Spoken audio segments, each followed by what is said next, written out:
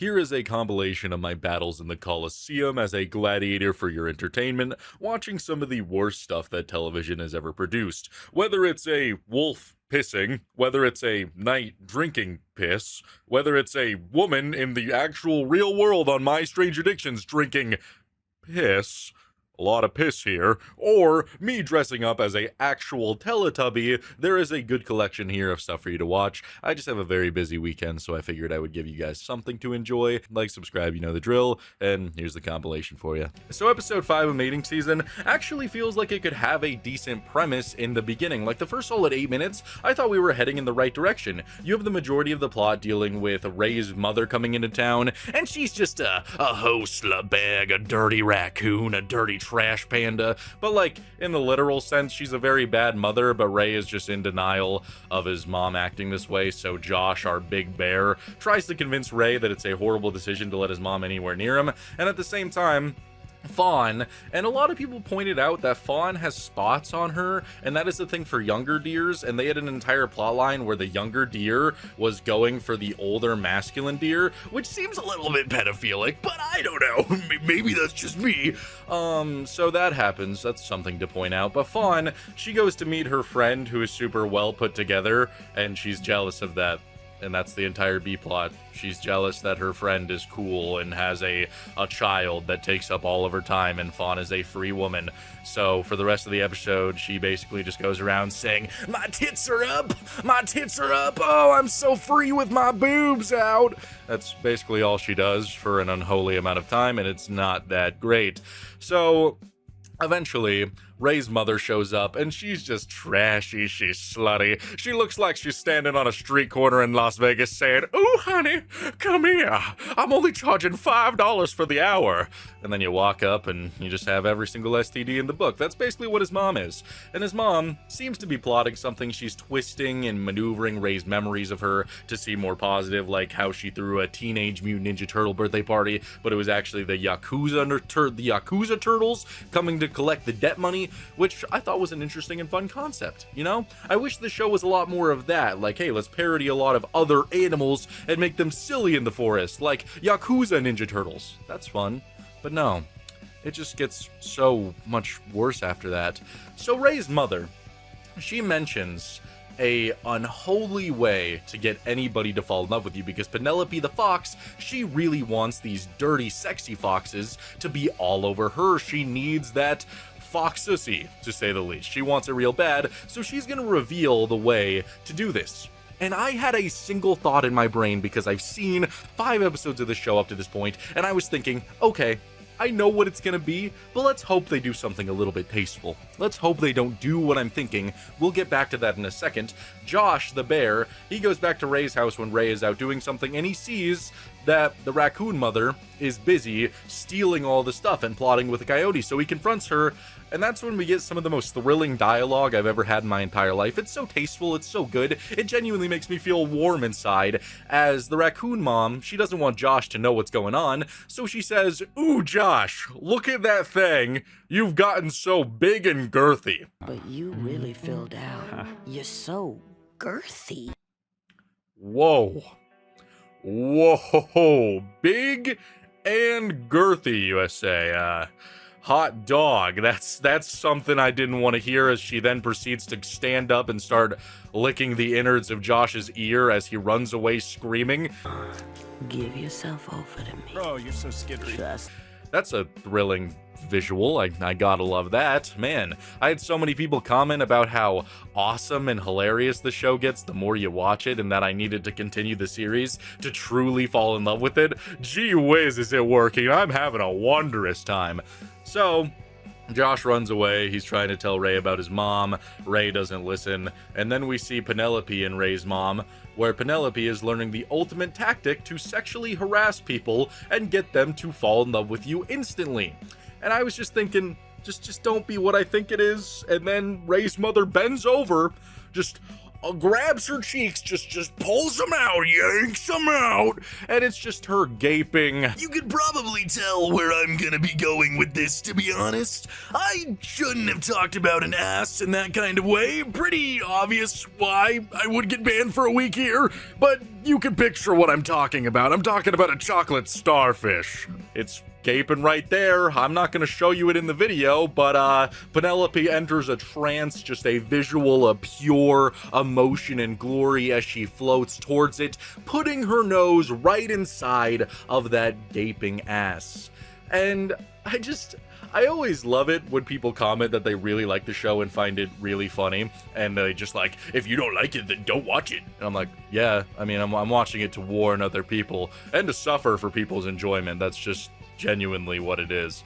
But when you like something like this, you have to say, I thought it was so hilarious when the raccoon spread its ass cheeks and the fox put its nose deep inside of the... I really gotta take a much more, family-friendly way of approaching how I talk about, where you produce your leavings. Oh, yeah. Oh, yeah, that smells good. Oh, yeah, The stinkier, the better. You know, it's just not my cup of tea. I hate that it had to be that. So, we then cut to them having a party, and Penelope tries the tactic on another fox, and I was really hoping that they would just find it disgusting, but no, the fox stares at Penelope's. I don't really know why I decided to say the things that I said here about the dark abyss where you exit stage left, where you have to go and release some thunder on the porcelain throne. I don't know why I decided to say those things, but here we are. It's gone once again. You could probably predict what I was gonna say, and I did in fact show the clip as well, so all I could say is it was my mistake. Yep. And then Josh, the bear, he confronts the coyote, and Ray learns that his mom is actually a very bad person, but he doesn't care. He just gives her all of his stuff and doesn't stand up for himself even remotely. So what was the point of all of this? Like, I understand that there really is no purpose to the show other than money laundering, but why are we having the characters not have any growth whatsoever? Like, how do you connect to characters with no growth that just want to do the nasty all the time? I don't know. Personally, that's not my cup of tea. This episode sucked. If I was to rate it 1 to 10, I would give it a 1 out of 10. There's nothing hilarious about it. There's nothing good about it. It's just, oh man, do you want to hear a raccoon call a bear girthy? And do you want to see a gaping raccoon ass? Episode Fire Dogs kind of goes a different route and focuses more on a guest character instead of Ren and Stimpy, with Ren and Stimpy meeting the Fire Chief. The Fire Chief takes a liking to them, and they go home, and the Fire Chief takes off his clothes and is basically like James Corden when he's out of the public eye, just a big meaty sack of meat and hair that nobody really wants to touch. So, we get to then watch him take an aggressive dump on the toilet, fighting the constipation demons for probably, I don't know, 4 minutes.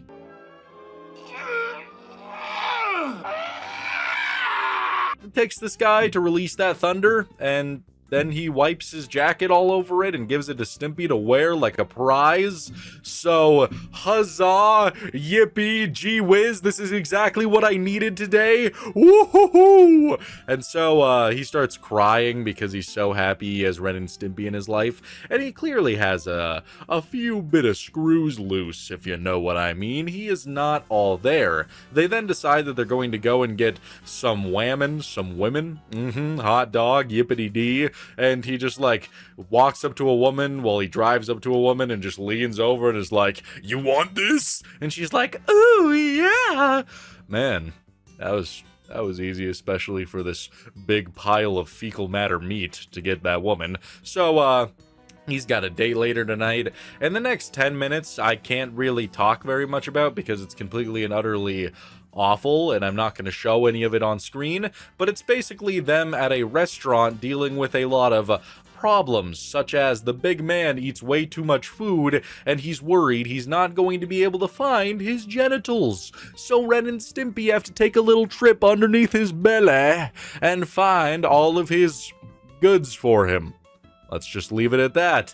And after that 10 minutes, we get another wondrous scene of this man on the toilet because he's so big and fat and meaty, trying to release the thunder once again, except this time it's bigger and better. That porcelain throne feels like it's about to break, it's about to collapse. He doesn't know what to do, and so he just starts squeezing it, just powering through, and he eventually releases that brown little stanky mess. Stand back!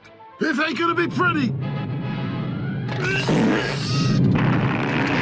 But it clogs the toilet and his date is there, so Stimpy just starts plunging that thing for like 5 fucking minutes. It doesn't come out, so Stimpy has to grab it with his hands, and the only time I could tell that they were truly trying to tell a joke that didn't rely on truly gross out moments. I mean, it's disgusting. He's holding a pile of feces, but he's running around with it. He jumps out the window and he straps a seatbelt on it and drives away in a car. I guess that was funny. I don't know.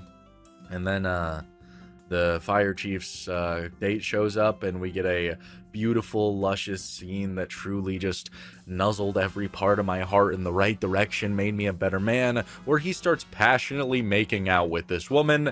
Stand back! This ain't gonna be pretty!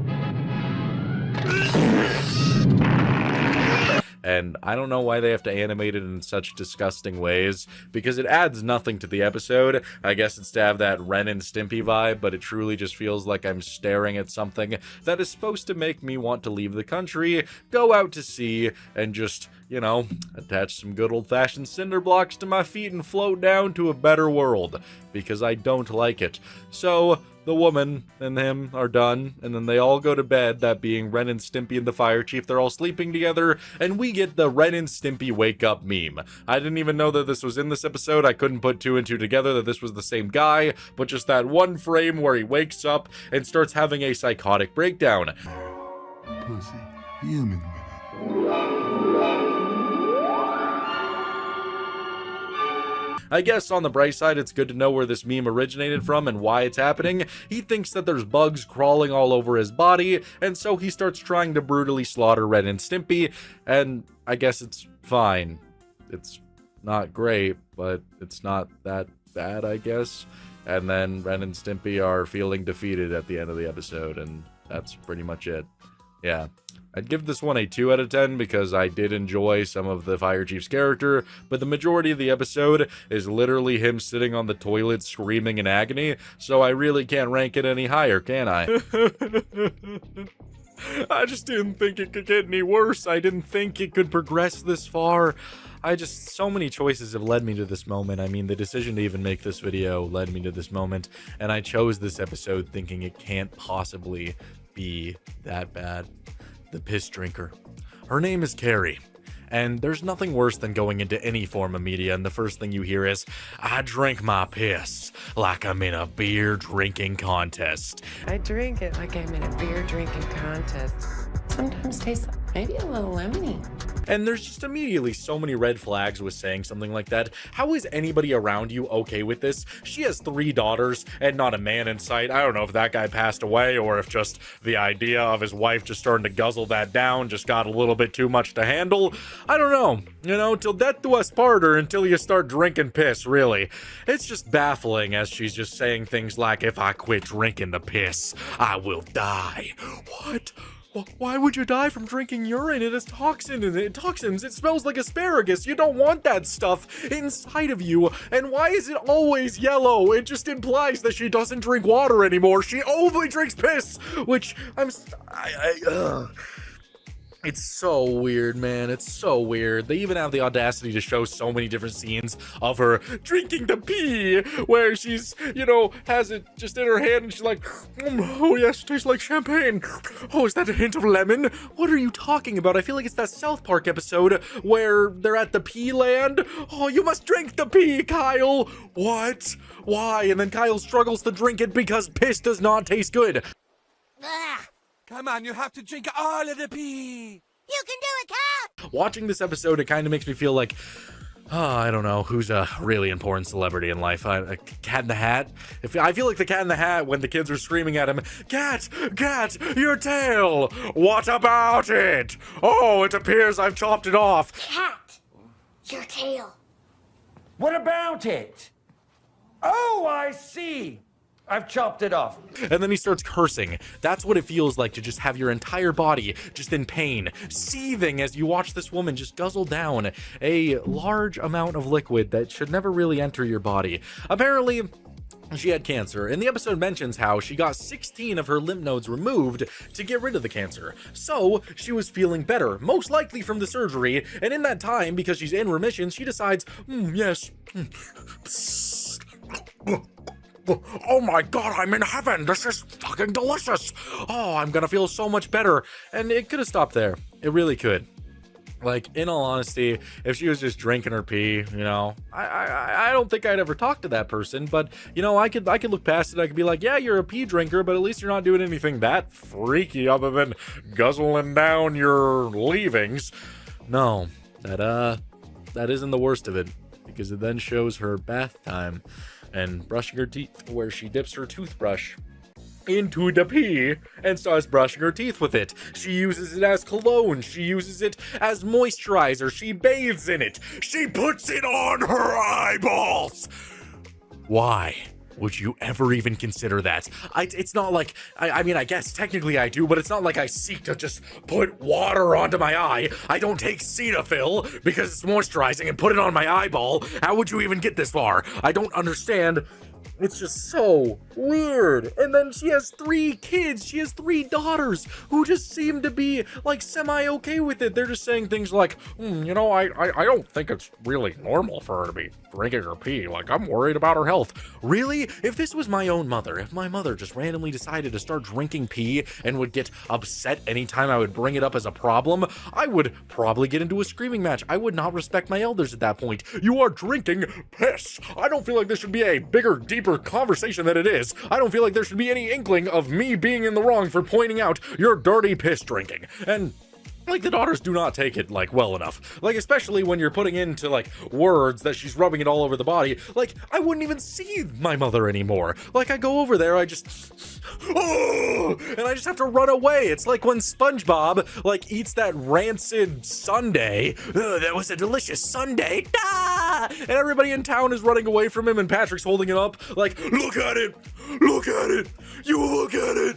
Like, clearly, there is a problem, and that is what this woman must smell like. She just goes around reeking of piss everywhere she goes. If she goes to a supermarket, everybody's gonna be running, just crawling on the floor, begging for death at that point. I don't even... God, I'm just getting so heated. Like, I don't usually get that heated while watching things. Like, yes, I've watched a lot of bad things, but this is just making me feel so vile in so many different ways. And then I just have to point out this commercial break. It's just so dumb. It's so stupid. Where she just says, I drank almost all the urine in my body. And her friend is just staring at her like, what? I drink almost all the urine that comes out of my body. Like, I don't know. Like, can you imagine just one day you're just chilling, you have a friend who's always really stinky, but you just think, oh, well, at least maybe they're an interesting conversationalist, which I don't really feel like she is. And then one day you get invited to her home. You walk in, you sit down, you just, oh, I should have brought my mask. I should have brought my gas mask. Oh, God. What do you have to say, Carrie? I drink all the urine that comes out of my body. You do what? And then she starts like being supportive, like, and do you think this is benefiting you? Do you think this is really helping you? Is this because of the cancer? I would, if I see, I'm speaking in tongues because of this nonsense. If somebody invited me to their home and told me that they were drinking all the piss in their body, I don't feel like there's any coming back from that.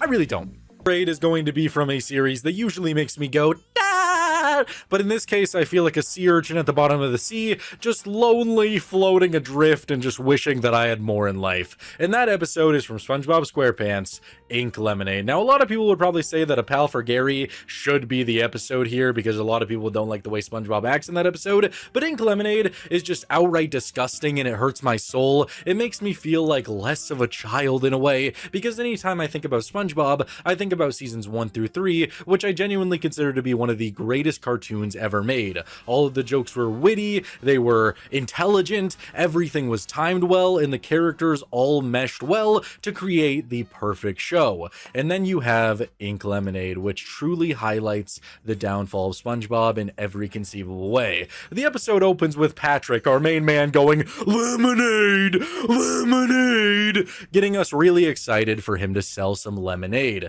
Squidward walks over, and he has one instance, just one, that would hint that he deserves a little bit of suffering, saying that Patrick is a gross, disgusting being and should get back under his rock. But then Patrick immediately showcases that he is in fact a gross, disgusting little piece of star that is the equivalent of a chocolate starfish. Nobody should want to touch this man, because he immediately is like, "Oh, you think I'm gross?" He lifts up his armpit, takes off a band-aid, puts it in the lemonade, and serves it to an unknowing fish. He takes a drink, just has that band-aid on his tongue, he sticks it out, and Patrick proceeds to put it right back underneath his armpit.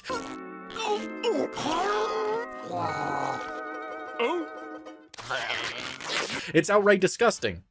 Squidward then comes out to see what the commotion is all about, because Patrick tells the guy to go and throw up in Squidward's house. So Squidward is like, "Why would you do this to me?" He walks outside, SpongeBob scares him, and Squidward inks everywhere.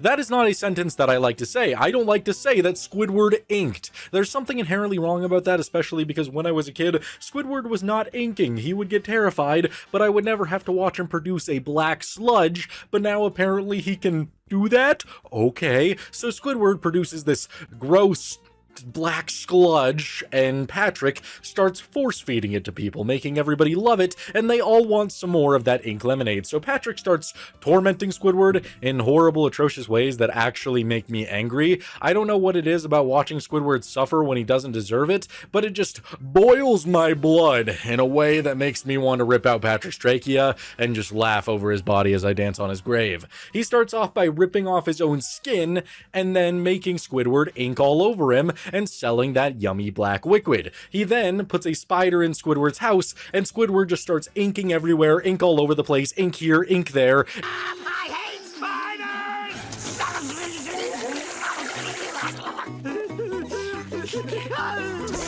And Patrick's just like, oh boy, black sludge, just getting super excited about it, and it's just more and more disgusting as the episode goes on. He eventually makes a horrific tent because the demand is just increasing, a tent of Squidward's worst fears, where Patrick pretends to be a incest baby. If Patrick and Squid ever got jiggy with each other, pounded each other's tentacles, they would produce that. Squidward gets very scared.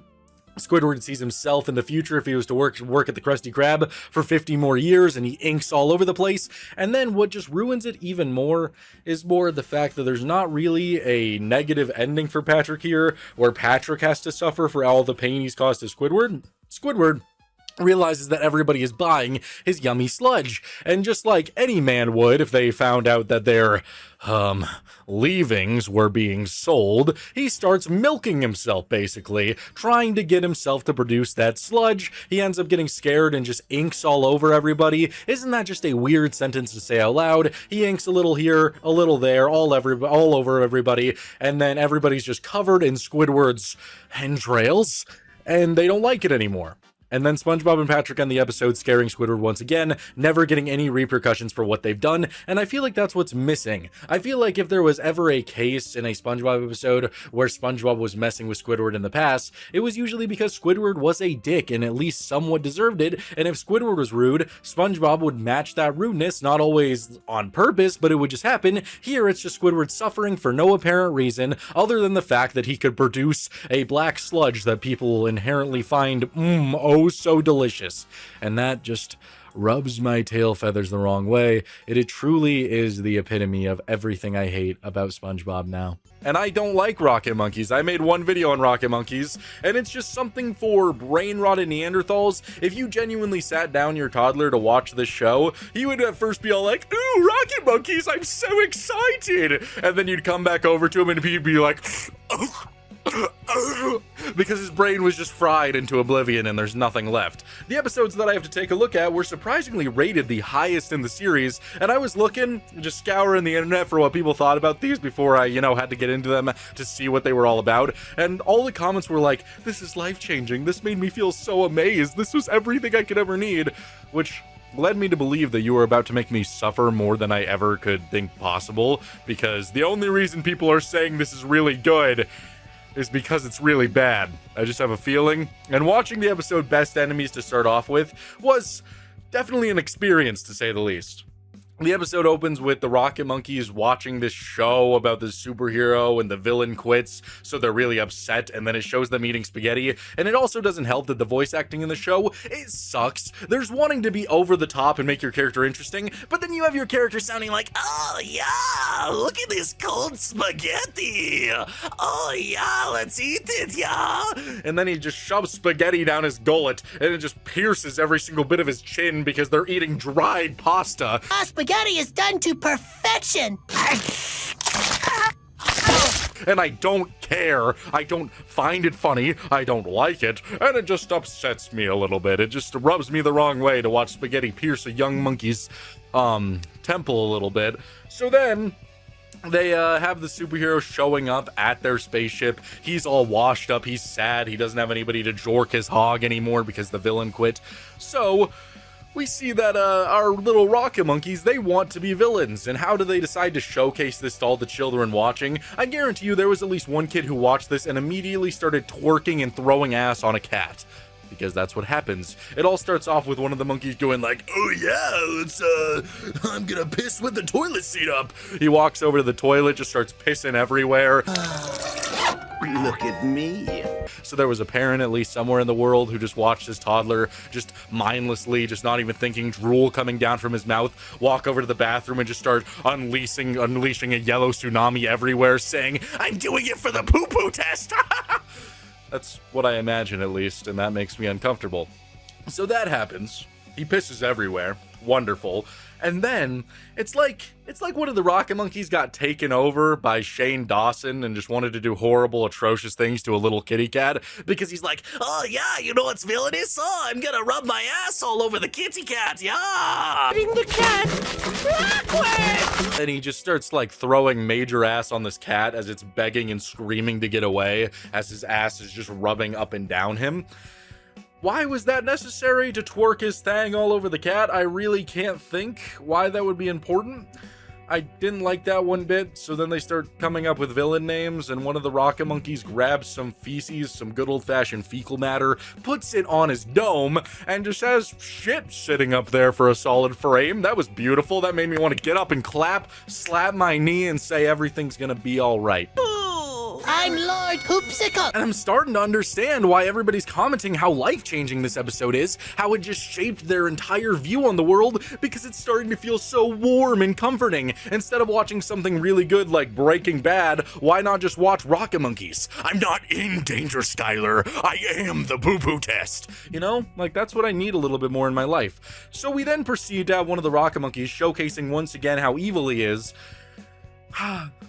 He walks up to a recliner and puts his ass on it and starts like rubbing that thang all over it, and then proceeds to have one of the most vile, smelly shits I've ever seen in my entire life. Care, you're not gonna want to sit in this one again. Hell, this thing was reeking through my screen because it was so vile. The entire recliner is now covered in feces, and why did that have to happen? I don't know. It served no purpose in the episode whatsoever. At all. So they then think that they need to get the old villain who was on the superheroes TV show back with the superhero, so they start just chatting, and every single word they say is so grating, I hate it, where they're saying, we have to get them back together. Oh, how are we going to get them back together? Are we going to stitch them together? Are we going to glue them together? Oh yeah! It's like, they talk like if Doofenshmirtz, like literally, If you were watching Phineas and Ferb and Doofenshmirtz was like, Perry the Platypus! Oh, have you seen my 6'7" yachts? Like, if you heard him just say those things with like 20% less charm, then that's basically all you're listening to when you watch Rocket Monkeys, and it pisses me off. They eventually do get the villain and the hero together. What does it matter? It doesn't matter. The plot doesn't matter. All you need to know is that there was a lot of fecal matter in this episode, the characters are annoying, and it's slop. Why you gotta suggest this? And I have to watch one more goddamn episode. I was watching Optical Delusion, and it was like I was hit with a brick. It's like somebody cracked me from behind. It's like I became aware all of a sudden. I was halfway through the episode, and it just hit me that I don't need to watch this entire thing, because that's not what you're here for. You're here for one thing only, and that is the Poo Poo Test.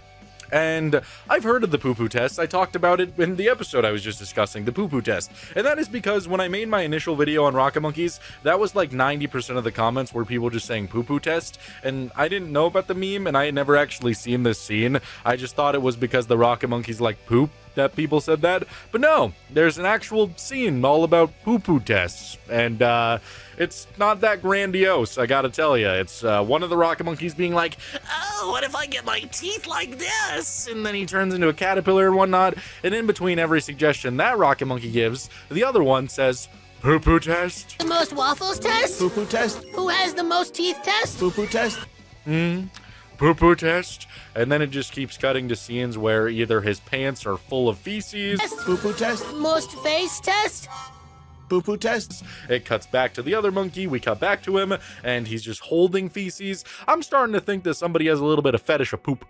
Because of course mating season would make it back onto this video. It got likes, of course it did. I'm not going to watch the entire show, I'm not going to do that to myself, but I'll give you one more episode, picking up right where I left off with episode 4 of mating season. This show, it tries so unbelievably hard to get you to like the characters and the relationships, but the writing is so dull and bad that I don't give a shit about anything that is going on. It's genuinely like if you're sitting in the writer's room, and instead of sitting there just being like, yes, okay, so write a good romantic relationship, you're sitting there like, oh yeah, lick my nipple. This is a money laundering scheme. This show isn't even real. We don't care about it. Because that's all it feels like. It's just a money laundering scheme. There's no way there's actual passion put into this. I really don't get it. So the episode starts with the fox and the fawn and the fox. They're talking, and apparently something happened in Canada. And for the fox, she's talking about her old boyfriend, and we get two diverging stories that are gonna connect to showcase how good the writing is. Oogly goo! And so we get to learn about the fox's time in Canada, where she got chased by beagles, and then she saw a female beagle and had her lesbian awakening and was like, ooh, forbidden love, Romeo and Juliet. How are we going to be together? But I just have to see her again. I have to. And they say things like, ooh, I'm just so in love with you. It feels like I'm gonna pee. Explode. It's like I have to pee really bad, but it's in my heart. That's a goddamn knee slapper. I'm losing my mind out here with this brilliant writing and dialogue skills. Hoo-wee. And so then we get to learn about the deer's relationship to this wolf, and it's not that good. Again, the biggest problem with this is I don't care if these relationships are going to get better. I'm assuming that later on in the series, they're going to have the big climactic reveal that the beagle finds the fox again, and the like 5 fans of mating season are going to be like, they can write such good love stories when the beagle returns and is like, I'm sorry I didn't choose you, blah, blah, blah. But when it comes to the fawn and the wolf, you know nothing about the wolf. You don't care about the wolf. He has 2 character traits. He likes pissing and he likes a full moon. And I'm supposed to care about the fawn's relationship to this wolf in any conceivable way? No, because it doesn't matter at all. None of it matters. So she's making out with the wolf, and then she walks back into the room, and they just show the wolf pissing everywhere. The fawn, she slips in piss and is like, oh, is this piss? Mark my territory, Fawny. Excuse me, our territory. Oh, there's piss everywhere, and he's just pissing all over. He grabs her, and he's like, I'm just marking my territory, and starts pissing all over her leg. There is. You're peeing on my leg right now, aren't you? Our leg. Right. And I get it, man. I get it. They're animals. But this is the best you can do with Netflix's balls just hanging in front of you. You could grip them, and they'll just start throwing up money on you, just splurging it all out. And this is all you could think of? Oh yeah, and you know, animals, they like to pee. So why don't we make an entire subsection of this video about his piss kink and his piss problems? Like, it's just so dumb. So then we see the fox and the beagle getting down and dirty with each other. And again, there's nothing else to it. There's no like, oh, I like the fox because of this. I like the beagle because of this. It's just, I like you. Ha ha ha. I like you. Let's passionately make out and show the dog and the fox passionately making out over and over again. Let's have them go into the river and have the beagle just, you know, get into that fox's den, if you know what I mean. Flicking in that den. So, what are you gonna do with those? You gonna give me paw? That's all that happens. There's no, like, reason for me to care about this relationship. There's no way for me to connect to the character, because the only thing that you could latch onto is, haha, you know, I'd never really think of a fox and a beagle kissing. It's just dumb, and it makes me upset because of how stupid it is. And I hope we get more defenders on this video, like saying how great mating season is, because I just don't get it. So eventually the wolf dude, he's throwing a big old party, howling at the moon. The deer doesn't like that, and the deer's like, everybody get out. And then the deer and the fox break up. Oh, that's some good writing. That's a knee slapper of writing right there. I just don't care. None of it matters because the wolf's character is extremely shallow and doesn't add anything to the episode. The fox and the beagle, they run away from everybody else, and the beagle ends up not wanting to go with the fox, so the fox flows down river, finds the fawn, and that's how they start their friendship. Ooh-wee, what a wondrous origin story. I'm so thrilled and excited and glad that I spent my time doing that. Yeah, that's all there is to it. Do I need to say anything else? The writing is awful. The art is horrible. The comedy, there's none of it. I didn't laugh at a single goddamn thing. The main crutch for comedy in this episode was piss. Does that tell you enough about it? Does it? I don't know. Either way, thanks for making me watch Mating Season. Taking a look at episode 10 of Brickleberry, it truly feels like every single time they have a really good plotline, a really good idea, it's like they just throw a biscuit onto the table and they're like, we need to butter that. We need to butter that with animals dying and animals having sex, and why not?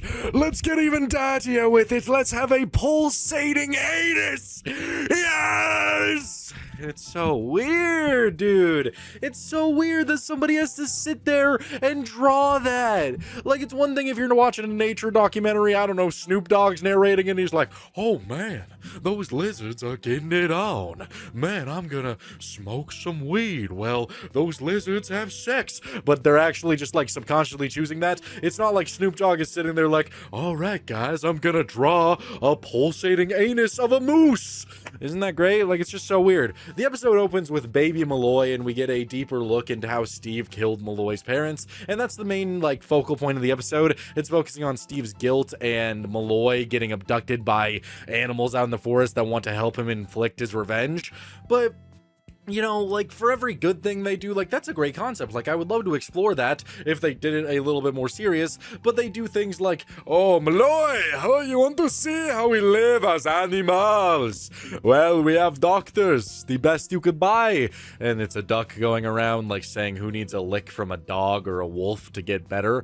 And there's this raccoon who's all like, oh, my penis, it really hurts. Oh, so he gets a licking, and I thought that was it. I was like, okay, I'm glad they didn't go that deep into it. And then the raccoon utters the words, oh, I think my balls need it too. I just remembered, I also sprained my balls. And then he pulls the dog in, and the dog just starts going to town on his nuts. And you just have to wonder, what's this all for? Why do they have to do that? Like, somebody has to willingly sit there and draw that, animate that, and stare at it and go, oh wow, that's amazing, that's incredible, that's something that you definitely would want to see and want to enjoy. It's not my personal favorite thing, but go you. So then Malloy, he's talking to the head moose, the leader of these animals, and he's all like, don't you want to kill your parents? Don't you want to avenge your parents? Don't you want to save them? Don't you want retribution? Now stare into my gaping anal gland. As though Malloy has to smell the moose's gland, which is one of the highest honors, and it's drawn with such immaculate detail that it almost made me sick. Sick to think about somebody sitting there putting the time and effort into that drawing. It's just a unbelievably sad thing to think about. I hate it so much. So Malloy eventually is willing to do it until Steve eventually confesses that he was the one who killed Malloy's parents, and then all of a sudden good old Malloy's like, I can't possibly kill him, I can't do it, it was an accident, oh gosh. So the moose is about to kill everybody, but then Steve trips and kills every single animal with one bullet. Kills them all, they're all dead, and that's pretty much the entire episode. There were a couple things that I left out of that little discussion there. There were some good jokes about like hitting Connie, like if somebody was about to say or reveal something, they would just like bash a chair over Connie's head and just hit her really hard, which was kind of funny. That was the main highlight. But the majority of the time it's just drawing really weird things that are super off-putting for me that I just can't get by. Like they had a really interesting concept and they'd rather just draw a giant ass, you know?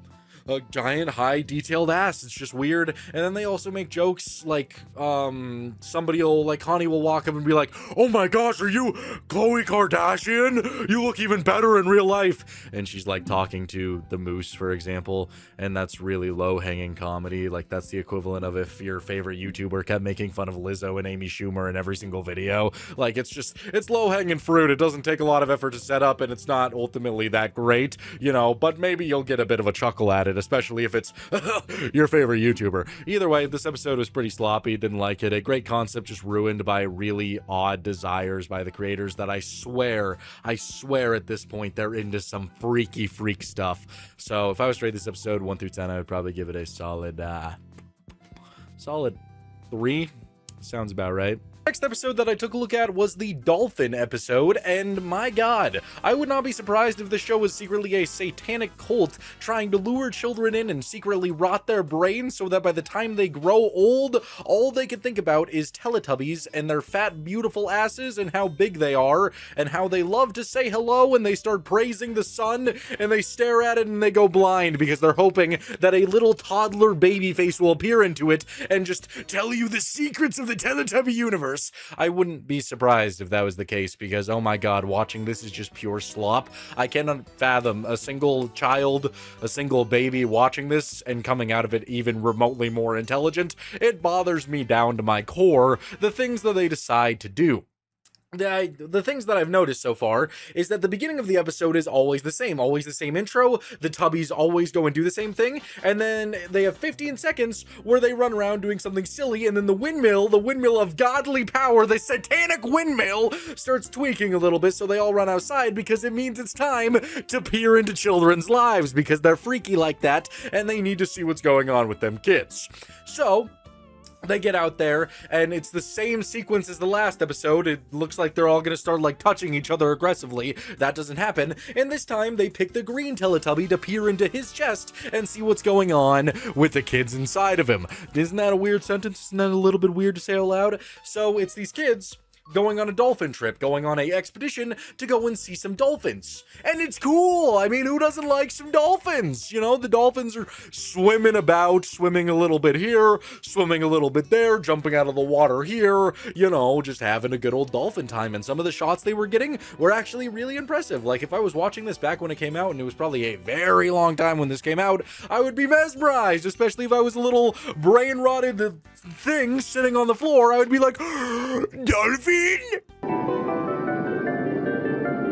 I love dolphin! And maybe I would want to become a marine biologist. My life would be turned around. I would just feel such a sense of accomplishment as I stare into this dolphin who is just swimming about, and I would be like, I must swim! Swim with the dolphins! You know? Feel mesmerized, feel a little bit excited, to say the least. It would be great. It would be thrilling. But then, they had to make it all so bad because, God, I love watching dolphins. But do you think for 1 second that I want to watch the same exact video again? Is this just a frequent thing? Is this all they do with their $300,000? We're just going to take the median, the $300,000 per episode. We're going to get this really cool clip. And then instead of having the 4 people that are getting paid to run amok in costumes do something silly, we're just gonna show the same exact clip. Like, what kind of process is that? Like, why? Who pitches this? It is like, okay, we're gonna get this really cool footage, and then we're gonna show all that really cool footage. We're gonna keep people engaged, and then they're gonna say bye, and then the Teletubbies are gonna go again. Like, that's stupid. and it makes me upset, and you wouldn't like me when I'm upset. Can you picture this in the corner of your room at night? Would you like that? No. Well, the Teletubbies creators, they're about to find out what's gonna happen if I have to watch one more episode where they do a repeat clip. And I completely understand. I'm not the target audience. I understand that. I know that. I'm aware of it. But going into what they decide to do after this, I still can't fathom, like, anybody learning anything or having a good time or becoming a better person from watching Teletubbies. It just doesn't fathom to me. This is the equivalent of if you were to just sit in your room for 24 hours listening to nothing but, "Can I get a boneless pizza? Can you make sure it's got no bones in it?" And that's all you listen to for 24 hours. And you come out of that room smelling like an onion, an aged onion, a dry aged onion, and nothing has changed and you're just a horrible person. That's what I imagine happens to people who would watch Teletubbies on a daily basis. It's all I can think of, because they just sit there, like Tinky Winky is sitting up on a hill. I'm Tinky Winky. Tinky Winky is looking caked up, thicker than a fucking tub of olive oil, just thick AF. And just the character Poe, the red one, keeps running over and saying, "Hi, Tinky Winky, hello." And Tinky Winky keeps going, "Oh, hello, oh my God, hello." And they do that over and over and over and over and over and over again for a very long time. Uh-oh, Poe. Tinky Winky. I can't preface how long they do this for, because they keep doing this for solid like 3 minutes, and then the others decide to join in and are also like, "Hello, hello," and it goes on for so long. And I understand, you know, a 2-year-old's attention span, maybe they like watching these fat coloristic mothers. I mean, wait, that's not the right. These fat coloristic humans in costumes sit there and say hello to each other. But not me. Not me. As one of the cartoon tubers on YouTube, this is not my cup of tea. This is not my cup of tea. This is not going to make me spew out some milk, as Cowlos typically does. This is not going to do that for me. This is not good. I have not been having that good of a time while watching this slop. If I was to rate this episode 1 to 10, you know, coming from a 21-year-old, it's a 1 out of 10. Maybe if I was younger, it'd be a 10 out of 10, but right now, it's just more slop. Everybody has to collectively sit around a table, hear the pitch, and go, "Woo! This is a wondrous idea." The only way that I can imagine this episode would actually be made is if somebody walked into the room and was like, "Hey, all you people. Hey, all you people, won't you listen to me? It's not no ordinary episode. It's filled with herpes for you and for me." And everybody just stood up and started dancing and just hitting a little bit of a jig together while they passionately made out and were just rubbing each other real good. At least that's how I imagine Family Guy pitch meetings go. I really can't see anything else other than maybe the South Park thing where they're just walruses, because Family Guy, it's a little dumb. It does have some good episodes here and there, but this is a prime example of an episode where I don't know how it could be made, and I watched it for the first time today, and I gotta say, it's just outright disgusting. The A-plot is actually pretty interesting. The beginning of it is decent. It mainly revolves around Peter getting a whip for like the first 8 minutes of the episode, and it's fun. He whips Stewie when Stewie's all like, "Oh, you got a whip there? That's a cool whip." And that was fun. He just whips his son. That was cool. He goes to a concert and the band's like, "So whip it real good." And Peter's just whipping it up, whipping it left and right. You have Joe seeing Peter with the whip, seeing Peter's intentions, being like, "Hey, Peter, I don't really think you should be whipping around Cleveland. Let me give him a call. Hey, Cleveland, because you're a black man, Peter, he's gonna come and try and get you. Right, with a whip, right." Whip, because, well, you know, given your racial heritage, it seems like something you might want to keep an eye out for. And Cleveland's excited about this, and none of these jokes are that great. It's not the most funny thing I've seen in my life, but I'm enjoying it. I'm enjoying watching Peter go around with a whip. There's nothing inherently wrong with that, quite just yet. And then they randomly decide that it's time to initiate such a beautiful B-plot that would change my life in every conceivable way. That would make me feel like a more complete and whole person, something I just didn't know I needed in my life. It's Stewie and Brian sitting at a table, and they realize that they want to be blood brothers. Specifically, Stewie really wants this. Blood brothers? Oh yes, Brian. Oh, let's do it. And so, Brian reluctantly gives into this. They cut themselves, give a good old handshake, and they are blood brothers. How wonderful, how exciting, they're more intertwined than ever. Stewie even says, "Oh, I love having you inside of me, Brian." Some thrilling dialogue just like that. And then we get back to some more whip shenanigans with Peter. Again, doesn't really matter. Is your life gonna change if you watch this Peter whipping shenanigans? No, but they're having trouble at the bar. I don't really give a shit. Cut back to Stewie and Brian. And Stewie, he's sleeping real good. He wakes up, he's a little bit drowsy, a little bit tired, and he goes to take his pillow off of his face, and he can't. And that is when we have to just watch the cold sores, the herpes, the herped up baby rip the pillow from his scalp, and we just see every little bit of it. Ow! Ew, what's this? And it genuinely makes my skin crawl. I don't know why this was necessary, and I don't know anybody who would find it funny. It's just gross out humor that isn't even funny. The entire joke is, "Hey, Stewie, you got a little bit of herpes. Look at this baby with the football head. He's got a little bit of herpes on him. Hot dog, that's a knee slapper." It just doesn't really make sense to me. He walks downstairs, and I actually do like Brian's initial response, where Stewie is confronting him, saying that "You gave me herpes, you dirty bastard." And Brian's like, "I don't know, you're clearly a gross, dirty slut. How do you explain this?" "I don't know, you're a gross slut." "Could I possibly give you herpes when you're the slut around here?" And then it just gets so much worse, because Stewie grabs Brian, uncoats his fur, and we just get to see this amalgamation of disgust as Brian's entire undercoat is just herpes. Why? Why? Why is this your idea of good television? I don't get it. I don't understand. And Brian has the audacity, just amplifying his character in so many ways, to say, "Oh, well, you know, I mean, I knew I had herpes, but you wanted to be blood brothers with me." Like, it's just like, I thought it wouldn't be too big of a deal. I mean, herpes isn't that bad. Like, what if I called it Boppo? That's the jokes were coming up here. You all were sitting around a table and you were like, "You know, it'd be really funny. You know, it's gonna get everybody in the room chuckling." Well, what if we have this entire section where for a minute and a half, Brian, after giving a toddler a baby herpes, he says that, "What if we called it Boppo? You know, I have genital Boppo." Like, I can't imagine even the writers laughing at any of this. Like, I imagine you're just aiming for that paycheck. It's just a single, mindless goal, but still, it's just a little bit odd to me. Who was pushing for this? And then they just decide to do a bunch of cutaways that all revolve around the idea that herpes is funny. Having Stewie help a friend with her wedding, and he's just sitting there licking all the envelopes with his big old herped up mouth, his big herpy lips. But your colors should be like yellow and gray. And it spreads to everybody, and we see at the wedding with Stewie being like, "Oh, this is so awful, I hate a destination wedding, although it is nice to see Denver," and everybody around him has herpes, and that's the joke.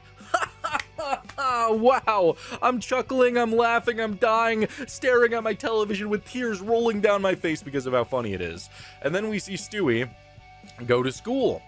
And he's wearing a beard. Wow, a disguise to cover up his malicious, herped up lips. How funny is that? It's not. And then he takes off his beard, and everybody runs away screaming because of the herpy baby. Good Lord, nobody wants to be near me. Which is honestly pretty valid. If I had to go into a house to babysit a young one, and I took one look at them and I just saw those things all over their lips, I would probably grab it by the head and throw it into a wall and run away and hide myself in a little box for the rest of my life. Because who wants to see a baby with herpes? Genuinely. If you were to tell somebody that this is one of your favorite episodes, you would have to sit there and be like, "So, I really liked when Stewie, when he had herpes all over his face." It was really funny, because, like, herpes... That's why it's funny, because herpes. That's how you would have to describe that to somebody when you were explaining why this is your favorite episode in all of Family Guy. And I don't think anybody's ever done that. It's just really dumb. And the big, like, culmination of it all, obviously skipping over the Peter A plot, because again, it doesn't really matter. It doesn't tank down the episode. It doesn't make the episode necessarily better. But eventually, Stewie's sitting at a table, and Chris, he hasn't been involved in the story at all. In the majority of the episode, he's been insulting Peter for not being a man. Chris randomly walks up, goes like this, and is like, "Look at it. You look at it. You look at it." And he has herpes all inside of his mouth, and it's just outright disgusting. Oh, yeah? How so? Good lord, you've got herpes too? I feel like I'm watching Ren and Stimpy close-up frames with how disgusting this is. Why did they have to do this? It doesn't add anything. It's just so stupid. Apparently, Brian also gave herpes to Chris. He gave him herpes. He's all herped up. And that's just a tragedy. I can't believe this. And so now, Brian and Stewie, they make it their A-game to get back at Brian, and you'd think they do something a little bit more fun with this. You know, you have the freedom to do basically anything in this universe because the laws of physics don't apply, especially in a Stewie storyline, but all they do is walk up to Brian while he's on a date and say, "Oh, can we have a table next to that herped up dog? That herpes dog, yes." And the date leaves Brian. Man, that was creative. And then, at the end of the episode, after they basically done nothing with this pointless storyline, Chris walks up and he's like, "I'll drop all of this if you let me drive your Prius to the end of the block." And then Chris drives away with his Prius. Man, that was really funny. That was comedy gold at that. And then, Stewie, he wants to go on a date with a woman, and then, like, the audacity to do this is just so dumb. Like, honestly, it would have been better if I oiled up my body and just started twerking violently for the television screen. If that was like the final 2 minutes of this episode, if I oiled up my body, started twerking excessively all over your television screen, it would have been better than this. I can't believe they have the audacity to try to paint this as a good moral lesson, a good moral ending. Maybe that's the joke, but it was so dumb that it ended this way, with Brian and Stewie having this conversation, and Stewie being all like, you know, Brian, the main reason I'm so upset is because you doing this, you giving me herpes, it means I couldn't trust you anymore." And it cues in this sad music track where Brian apologizes and they become besties again to end the episode on a positive note. Couldn't trust you. I couldn't trust my own best friend. No! That is so stupid! You cannot have the audacity to add in that somber, sad music in order to try to make this a wholesome ending where the two bros reunite.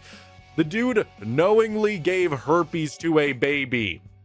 A herped up baby was created in this episode, and I had to watch it. So you cannot tell me that they're gonna have a happy-go-lucky ending where, "Oh yeah, I'm so sorry, Stewie." No, fuck you, Brian. Fuck you. I hate you.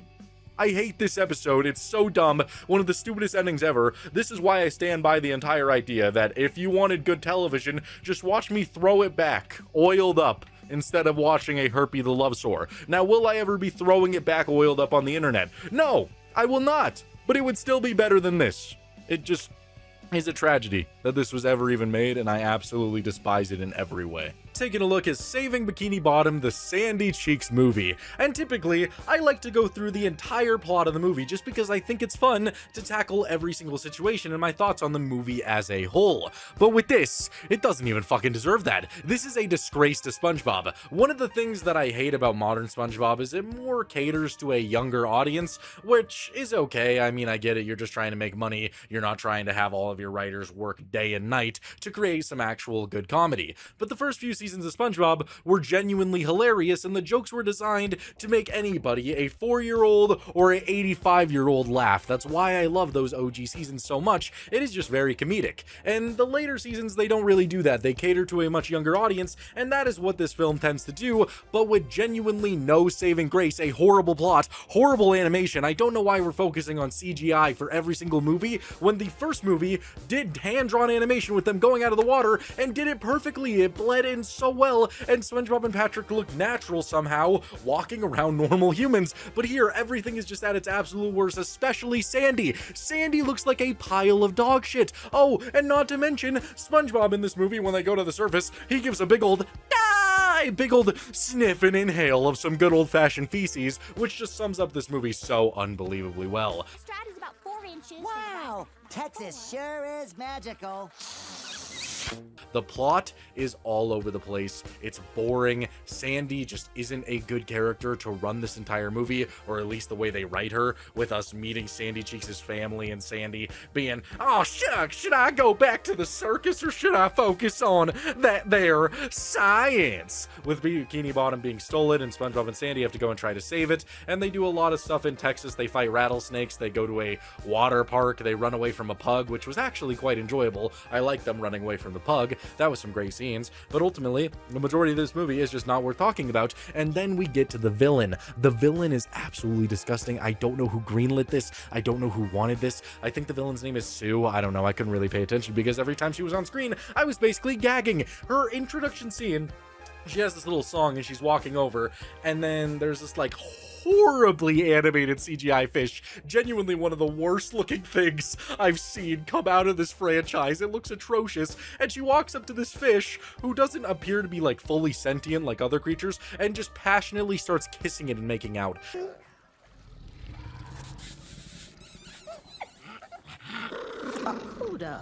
And I started gagging. I thought it was so disgusting, and I guess they thought it was funny, but the entire idea of a character who just ever since she was a child, she wanted to take fish out of the water and cuddle and snuggle and kiss them is fucking weird. Even if you're trying to play it off for laughs, even if you're trying to find the comedy within it, I think it's inherently very weird and I don't like it. Her entire idea is to try to profit off of all of the fish in Bikini Bottom, cloning them and making it so they could breathe air so that they could sell a lot of them and make a lot of money. And also to cuddle and passionately kiss them, which is, again, so weird. Sandy and SpongeBob, they eventually show up there, and Sandy has this entire character arc where apparently everything she was doing in Bikini Bottom was being watched, so Sandy has to feel bad for just, you know, having fun with her friends, and then she has to save the day with her lasso and karate kick the lady, and then she gets eaten by the fish, and then they go back to Bikini Bottom all willy-nilly, happy, great stuff. It is just atrocious. It's paced horribly. Nothing about it is even remotely funny. I don't think I laughed a single time in this movie, which is just atrocious, because I didn't like Sponge on the Run, but I was laughing a couple of times. I found some of it to be a little bit funny, and there wasn't even a scene with Patrick's voluptuous ass in this one. So what am I really getting from this? What am I trying to enjoy? I don't know.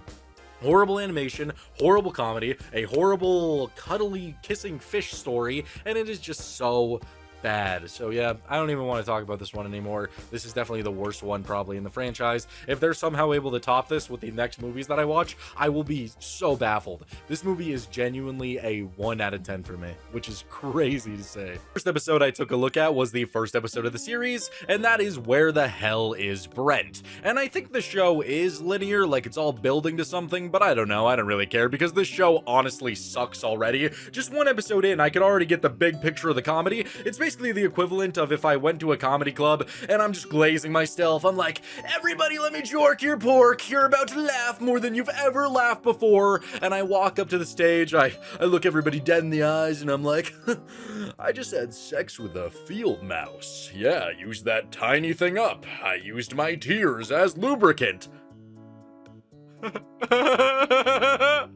Yeah.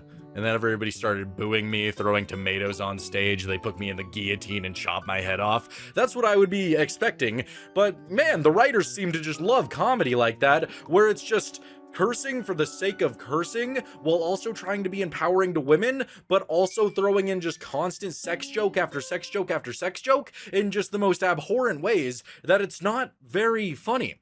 This is one of those shows where it's constantly trying to convey a message about empowerment, but when you immediately follow that up with a really shitty joke that just negates everything you were trying to do, then it doesn't really convey your message. I'm all for conveying a powerful message in a form of media, but when you're trying to do a situation comedy where the characters are talking about how thick Prancer's big meaty reindeer dick is, then it's a little bit hard for me to relate to your message going on here. Just throwing that out. This episode starts with this character named Candy. She's a little purple elf, and she immediately finds this dead lizard and just starts cursing out all the employees. Chang from Tallahassee loses her shit. Halloween? You guys need to get your acts together. What would she do if she found this corpse on Christmas Day? Yep, we're just getting right into it. And then every other character just swears with every single sentence. There's this character named Brent. He's hyping up all the reindeer, and he's just making fun of every other holiday, especially the Easter Bunny. Bullshit. Easter? Fuck that stupid bunny. May Day? What the fuck is May Day? It's just a very interesting concept for the show where, you know, you take the holiday cheer, which could be fun, and make it very cynical, but when every single character is all cynical, even Santa Claus, in this case it's Santa Rogen, because it's voiced by Seth Rogen, so that's great. Just everybody's super cynical, and honestly, if I'm watching something like Santa Inc., you know, and I want a different spin on it, at least make it funny to where every other joke isn't about thrusting your way into something. It's just a little bit odd. So they're all getting ready for Christmas. Brent is the successor to Santa. We find out that Rudolph Jr. is a little bit of a prick, I guess, establishing our characters here. And then Brent is talking to Candy about what she's gonna do after tonight, and just the brilliant comedy here. I guarantee you this got the whole room on the floor laughing. Just wow, she's getting excited, and she's like, I will have sex with a baby shark, and I will bite its head off. Shit on the bed. I will fuck a baby shark and bite its head off.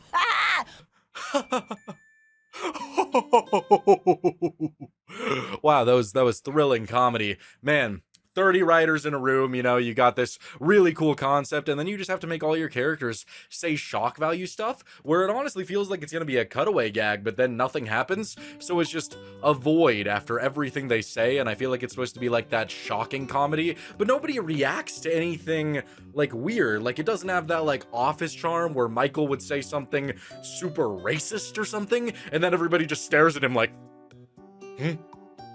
What? What'd you say? Look at the episode Miss Wakefield, which by far was the most requested episode. I just have one question for you before I get into this. Let's say somebody, you know, who was much older, you know, they're decaying, their bones are just brittle, they're a very old person. They come to your house, they look you dead in the eye, and they say, Oh, can I die in your home, please? My time is near. I want to collapse in your living room and just die. Please let me have cardiac arrest. And if I start spazzing out, it's okay. Just let me go. I love your house.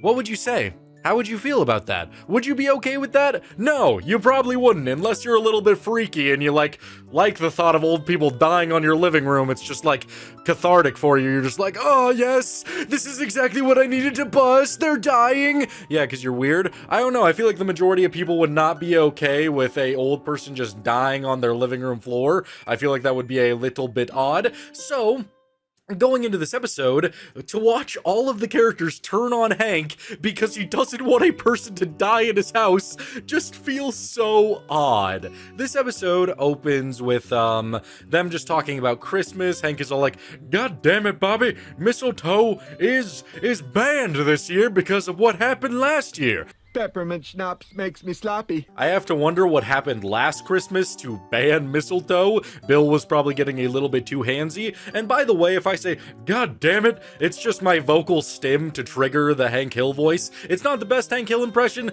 but that's literally the only way I could do it. I could either say, God damn it, Bobby, or I could say, gonna take my ass to Taco Bell, or else I physically can't do the voice. And to have fun with this video, I have to do voices. It just makes my experience a lot better. So if I say, God damn it, Bobby, at a random point just to trigger the voice, I apologize. But either way, they're just talking about Christmas, and then in a cab, Miss Wakefield shows up, and she's like, Oh, me back. Oh, my back. Oh, I used to love living here. Oh, I loved it so much. Oh, I remember that tree. I planted that tree a long time ago.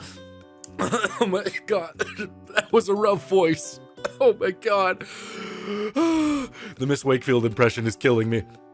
So Hank, being a nice guy, he's like, why don't you come over for dinner? Why don't you come over? I'll give you a tour, and you could just relive your last moments. You know, just being a nice guy, just being a cool guy. So she comes over, she's having a great time, she's just a wise woman. It's just stuff that you could enjoy until she's all like, Oh, you know, I'm really on my last step. I got a hernia last night. I broke my glasses. I want to die in your house, Hank. I really want to die here. I want to die in here so badly.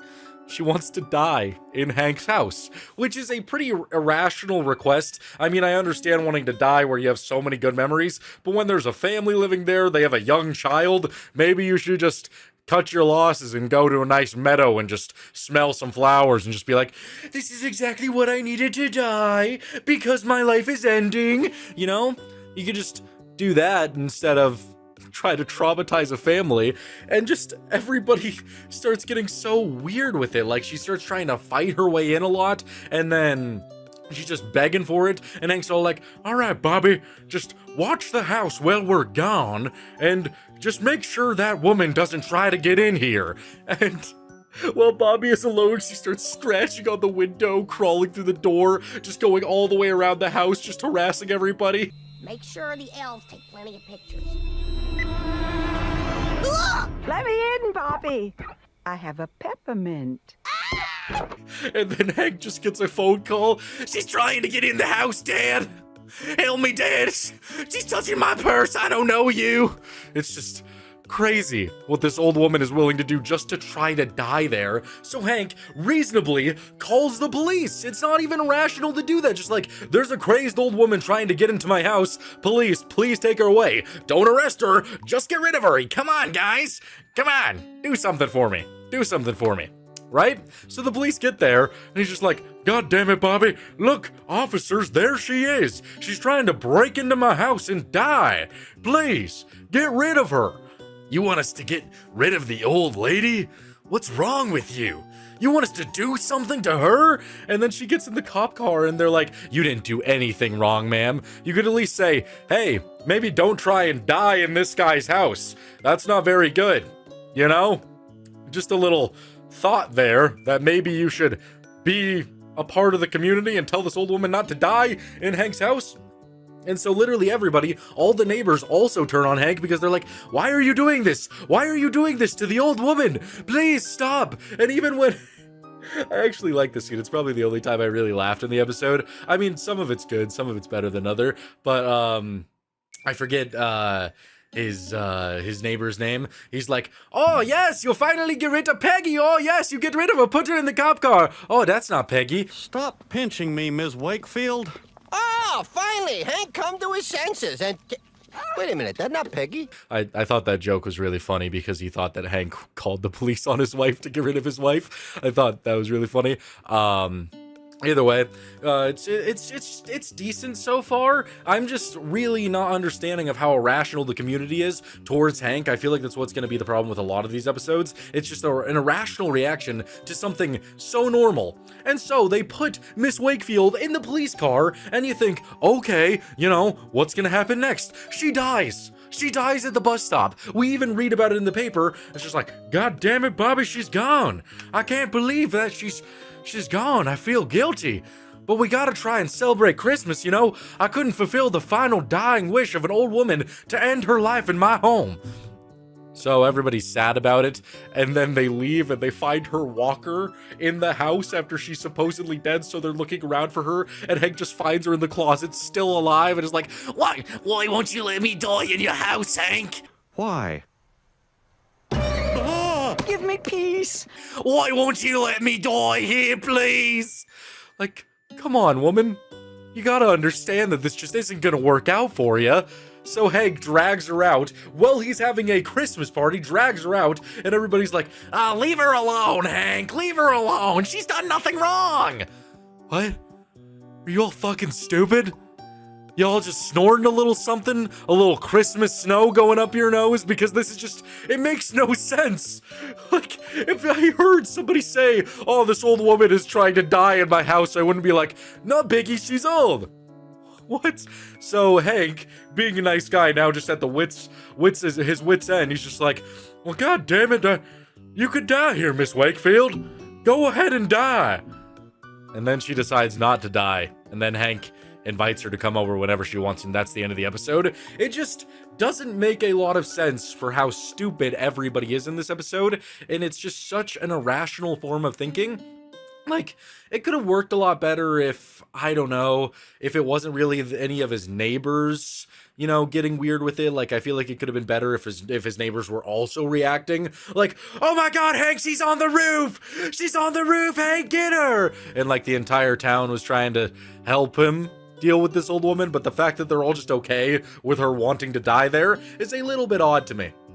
Maybe it's just because I worked at a diner and I have, you know, a hatred for those old bag of bones because they're all evil. You would think getting older would make them, you know, more respectful because they've been around for so long, they have so much time, but it's like, oh god, I'm dying soon, I have to make this server who barely makes enough money to get by, I have to make his life a living hell because I don't have my 2-egg breakfast yet. It's just awful. So yeah, I have kind of a disdain towards old people, so maybe I can't understand this old woman's desire to die. If there's anybody in the comments who agrees with this old woman and thinks that she deserves the right to die there, well, I'd love to hear why you think that, but I disagree. If I was to rate this episode 1 through 10, I would probably give it a solid 5 out of 10. You know, no, I'd give it a 6 out of 10. You know, it's good. Like, the only problem I have with it is the irrational behavior of the townspeople against Hank. It doesn't really make sense, and some of it pisses me off, especially the way the cops react to the situation. That was very annoying, but everything else was a lot of fun. Like, I can't lie, when Bobby is home alone and there's an old woman trying to break into the house, like, let me die here! Let me die, please! It's so, like, weird. It's something you would never expect, but it did get a little chuckle out of me, and there were certain aspects that I did enjoy. The ending was weird, the concept is weird, but I feel like the execution was done well besides some reactions in the episode, so 6 out of 10. You know, for one of the worst episodes, that's not that bad. First episode that I took a look at was God's Chef, and this was labeled by everybody I asked as the worst episode in the series, and if this is the worst that Moral Orel has to offer, I'm in for an absolutely lovely time, because I thought this episode was just downright hilarious. Yes, some of the concepts were a little bit freaky, to say the least, but I still thought the delivery and just like the pure shock value of it was genuinely really funny. I was all for it. This episode opens with Orel talking to one of his friends, and his friend just walks up and he's like, hey yo, Orel, what'd you get on the math quiz? And Orel's like, Jesus, yes, praise, get it right, you dumb fuck. How did you not know that it was Jesus on question number 3? But then Orel does something a little bit odd to me. He just like looks at him deadpan and he's like, I gotta go to the bathroom. Like, and something about it was a little bit too excited, you know, a bit too jazzed up to go and release either that sweet stream or that log. So I was a little bit confused, but my mind never crossed the fact of what Orel might be doing, especially because this was my first impression of the show and I don't know how heavy they get into like edgier content. So he goes in there and my mind still never crossed it. The janitor, he walks in there and initially I was thinking, oh god, the janitor, he's gonna touch him. Oh no, bro, Orel, get out of there. Like, I was worried for him because, you know, it's a Christian or whatever religion type show. Maybe they do some things with pedophilia, because, you know, they get a little bit touchy sometimes, so I was worried for him, but then we just have Orel on the toilet, and he's making some strange noises, and I did initially think that he was just taking a massive shit.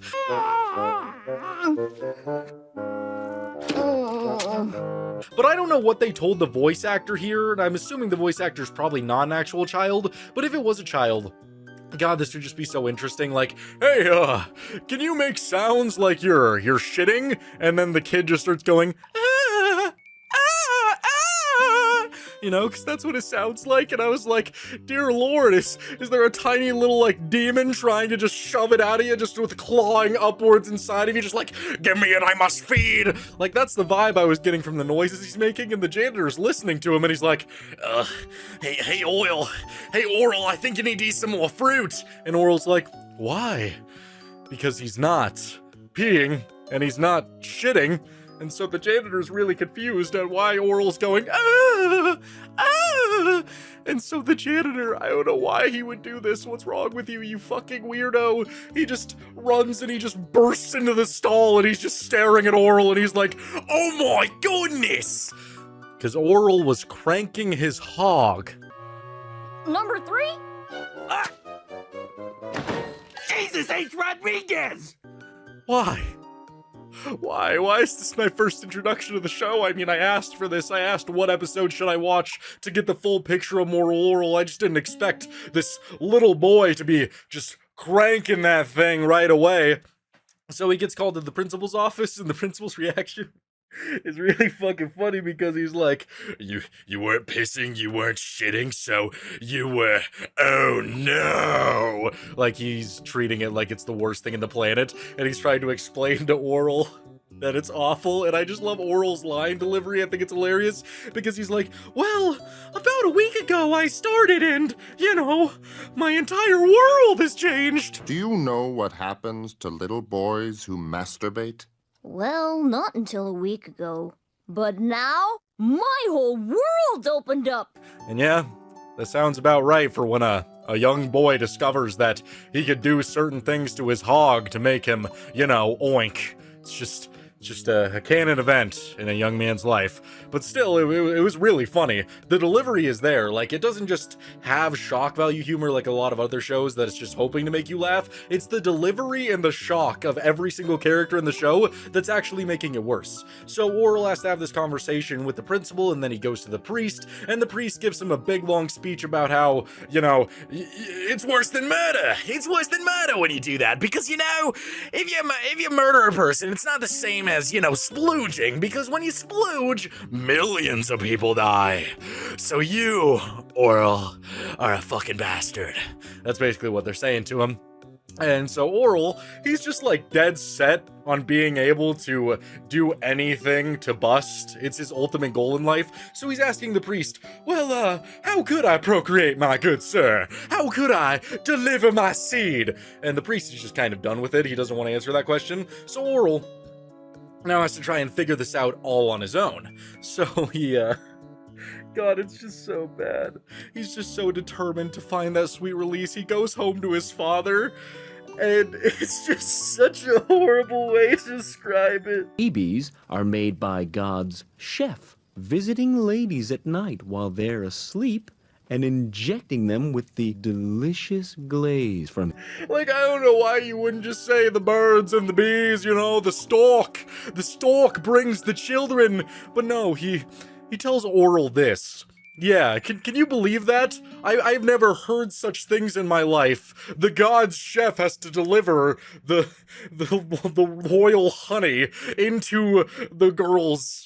Ah, God, it's just so weird. It's such a weird way to describe it. I don't know why you would ever tell a child that. It just sounds a little bit rapey. Like, just saying, it sounds really fucked up to say it like that. I don't know why they couldn't think of anything better to tell Orel. That father does not know what he's doing. So this immediately gives Orel the impression of what he needs to do, and that is to deliver, in his words, my delicious glaze. So... yeah, that's what he wants to do. So he just, he starts filling up like one of those little pastry pouches because he is God's chef. He has to deliver it all. And he starts just breaking into people's homes, finding women, and just touching his thing up all on them. And just leaving it there. And initially I was thinking, okay, it's a child. Like, there's no way he knows what a vag is. There's no way he would get it inside of there, right? But no, because the next scene, it's the dad reading the newspaper, and he's like, huh, how peculiar! My God, there's 100 women impregnated on the block, and none of them have even gotten jiggy with their man! How could this be happening? And, well, Orel's just walking outside to go and release more of his tension, like, dear Lord. And then it's just so weird. It's so weird, dude. Like, there's this one scene, it's the last woman that he gets to, and he's up there, and he's just cranking that thing, and the face that we get to see for Orel, just the biggest smile as he's using it, and the poor woman wakes up. Oh.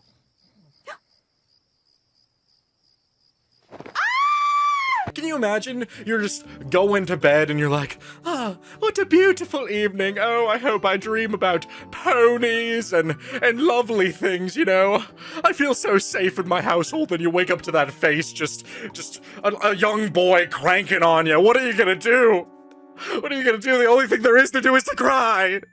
Because it's terrifying. It's terrifying. And so he obviously gets arrested for this nonsense, and his father's giving him a whole conversation, and he's like, man, the stupid fucking book! Oh, God! He throws it into the fire, and Orel's like, but how else, Father?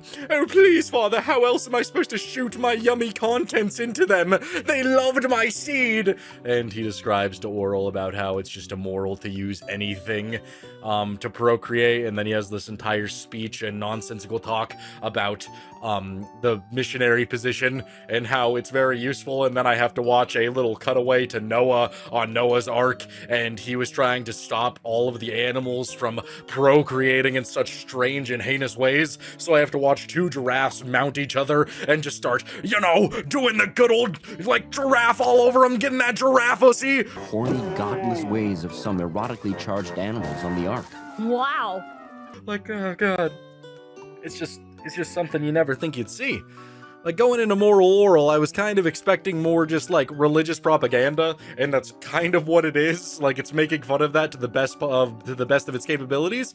I did not expect to initially see a giraffe having sex. I did not expect to see a young boy cranking his hog. And, of course, they don't visually show it, and I do need to highlight that I do love that the show is stop-motion. That's just an immediate chef's kiss. Not from God's chef, though, filling people up with his pastry juice. But either way, this was actually really fantastic. If this is what you consider to be the worst episode in the entire show, I had a great time. The very first episode that I took a look at was called Good Vibrations, and honestly, for one of the best episodes in the series, at least according to the Holy Grail IMDb, it was a little bit all over the place. There were some jokes that were genuinely funny and other jokes that made me, like, want to seize, collapse to the floor, and just go, ah! Because why are they doing that? Why would they want to animate that? Why would anybody want to see that put on a screen? There's some jokes that are genuinely like that, but overall, I will say, it is a little bit entertaining what they decide to do here, and obviously I'm looking at one of the best episodes, so it doesn't really speak for the entire show, but they got an interesting concept to say the least. The best way that I could describe my feeling, at least for the intro sequences, is it kind of made me feel like Kronk from Emperor's New Groove. Right, Cusco's poison. The poison for Cusco. But in this case, I'm watching like some of the dumbest conversations I've ever seen, where this one character, the main character Patrick, he walks up to this guy, and his name is Fettuccine Da Vinci. And they say, Da Vinci? Da Vinci? Like Leonardo? Like Leonardo da Vinci? And he's like, no, I fucking hate that hack. No, nothing like the portrait painting long-haired fucking hack. I hate that piece of shit. And I'm just sitting there like, right, Leonardo Da Vinci, not Fettuccine Da Vinci. Got it. That's how it made me feel. I was just like mindless while watching it. And they do that joke like 4 times where he's very upset at Leonardo da Vinci because his name is Fettuccine Da Vinci. It's not my fault that you were named after a pasta, buddy. You know, if I looked you up and down and you were named Fettuccine, I would have no choice but to try and eat you dumb fuck. Like, that's just the way it is sometimes. So they get into that argument a lot, and Patrick wants to build a little like running mill for his cat or something, like a little hamster wheel for his cat. I don't know, it's kind of all over the place. And so they go into the queen's bedroom, and the queen is like a nymph, I guess, like a nympho. Like, she's like freaky. She's like literally wearing a strap on, like a big schlong that she's about to use on herself. And she stares at Fettuccine Da Vinci, and she's all like, why is this man in my room fully clothed? And I'm like, whoa. You're the queen, aren't you married, girl? What are you talking about? Like, I'm just sitting there like, right, naked. She wants her naked. Oh, okay. A little bit odd. So he builds the cat a giant hamster wheel, and the cat starts running, and the queen, she starts getting like extra freaky and turns it all the way up, and then I'm assuming she's getting freaky on the mattress. All of a sudden there's an explosion, and the queen is just sitting there like, and she goes into a coma from, you know, too much of that good flicking the bean with a giant schlong, or just pounding the tuna, pounding too much tuna, and she ends up in a coma from pounding her tuna just way too hard. And, you know, that's where the episode gets a little bit more interesting, or a little bit worse. I can't really tell. So the king, he finds her, and literally she's been in a coma for about 30 minutes, and he's like, I need my depression robe, and I need some chamomile tea, and you know what? Fuck that shit, I need a backup queen, I need somebody fun, somebody whimsy, somebody hot and sexy with a little curvy body. And they all have the same bodies, except they're specific women. They're like these little claymation dudes. I don't know if it is claymation, but they're like little squares, and they'll just like slap on some boobs. And like, it looks odd, but I guarantee you there's somebody watching this at home like, oh, that little 2D figure, oh, I'm gonna bust to it. Oh my god, this is exactly what I needed. Oh, a rectangle with circles on it, yes! Like, they probably get freaky for these things, but I don't know. I just think they look a little bit funny. So, then they decide that they're going to host this pageant to find a backup queen. So a bunch of women are very excited about this, thrilled about this. There's one main lady who's like a pirate lady, and she seems like she's plotting something, but she wants the riches, the fame, that king schlong, all that good stuff that comes with being the one in charge. So they all start their own pageant. They all start singing and dancing and getting nude, freaking out a little bit. And yeah, it's interesting to say the least. The king just wants the hot one. But then we cut to the back with all the girls, and they're discussing the pageant, how much it means to them, what it means to potentially be the next queen. And some of the things they say are really weird. Like, there's this one lady who's running all the makeup, and she's like, all right, girls, come here. Oh, everybody, okay. So, you want to be the queen? You want to be the queen? Well, you gotta get your asshole bleached, darling. It's for yourself. You're all queens who don't need to do any of this to impress a king. Now turn around and bend over so I can bleach and wax your assholes. You gotta do that. And then, well, one girl is just getting her, you know, anal rummaged just with like sandpaper or whatever you want to call it. She's like, I'm super high right now. I thought this would just be fun. Like, as you're getting your asshole like filled with sawdust, which was just a interesting concept, at least to me. It was a little bit weird. And then another girl, who I'm assuming was like a servant girl, is trying to be the queen, and she has a very weird analogy about jalapenos going up your rectum, and she's like, right, I won't be getting no more jalapenos in my ass. It's fucked with a jalapeno. But if I'm queen, it will be my jalapeno doing the ass fucking. No way! I'll be doing the jalapenos in your ass! And I don't know, they all talk very weird. They all talk like, I don't know. Can't even describe it. It's just a, you know, just non-stop, like, insane measurement of how much they talk about their rectums and what's going inside of there.